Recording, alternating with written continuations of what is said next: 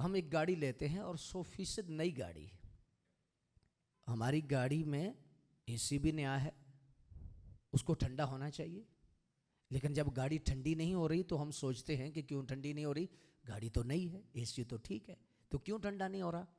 کوئی شیشہ کھلا ہوا ہے۔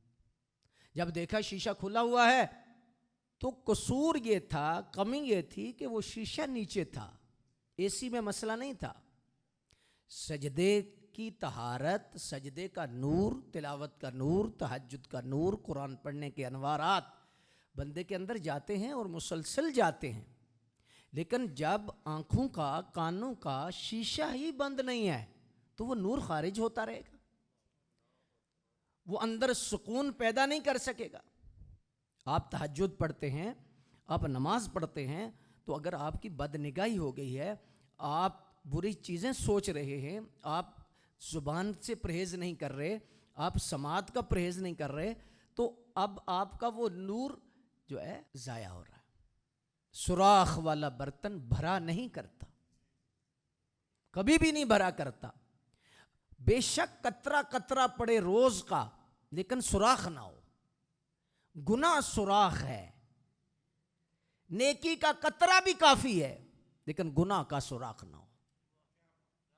جب یہ سوراخ ہم بند کریں گے تو انشاءاللہ وہ ایک ایک قطرہ مل کر ایک وقت میں دریا بن جائے گا، ہمارے اندر نور پیدا ہوگا، ہمارے اندر سکون پیدا ہوگا۔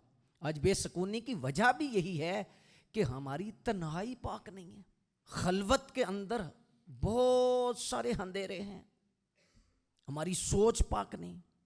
ہم جب تنہا ہوتے ہیں تنہا نہیں ہوتے، جب ہم خلوت میں ہوتے ہیں ہماری خلوت میں نور نہیں ہے، اندھیرا ہی اندھیرا ہے، شر ہی شر ہے، خیر نام کی کوئی چیز نہیں۔ تو جب ہم اپنی خلوت کو پاک کریں گے، تنہائی کو ستھرا کریں گے، تو پھر انشاءاللہ ہمارے من میں نور بھی پیدا ہوگا، سرور بھی پیدا ہوگا، سکون قلب ہمیں میسر آئے گا۔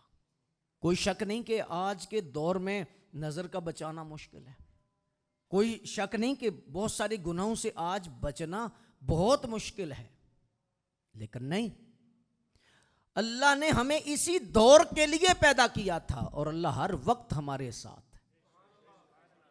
ایک بزرگ کی بارگاہ میں ایک شخص حاضر ہوا تو کہنے لگا کاش میں فلاں دور میں پیدا ہوتا۔ فرمایا چپ کر، فلاں دور میں پیدا ہوتا، اپنے رب کی رضا پہ راضی رہے، تیرے رب کو منظور ہی یہ دور تھا، تو جہاں مالک راضی ہے نوکر کو بھی وہیں راضی ہونا چاہیے۔ کیا وہ مالک آج تجھ پہ کرم نہیں کر سکتا؟ کیا آج تجھے وہ دربار مصطفیٰ نہیں لے جا سکتا؟ آج وہ اپنے اندر کوالٹی پیدا کر، پردے ختم ہو جائے۔ اگر وہ کریم پہلے بزرگوں کے ساتھ کرم والا معاملہ کر سکتے ہیں تو آج نہیں کر سکتے۔